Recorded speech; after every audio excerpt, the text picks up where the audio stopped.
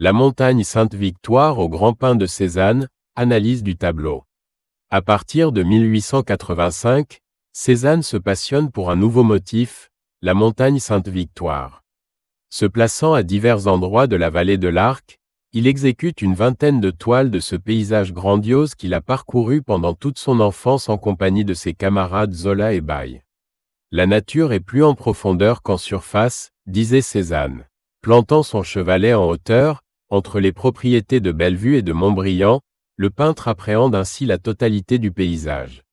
La toile est, comme souvent chez Cézanne, très construite et offre une grande complexité spatiale. Au premier plan, deux pins géants encadrent le paysage.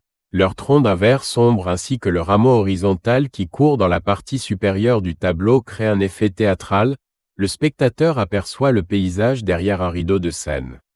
Au loin, le profil de la montagne Sainte-Victoire, souligné par le viaduc. En diagonale, une route qui part vers le fond du tableau. La rencontre du viaduc et de la route en un point de fuite invisible crée un effet de perspective.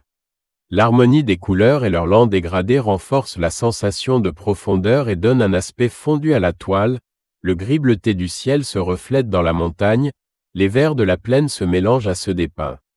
Une œuvre de recherche et d'équilibre.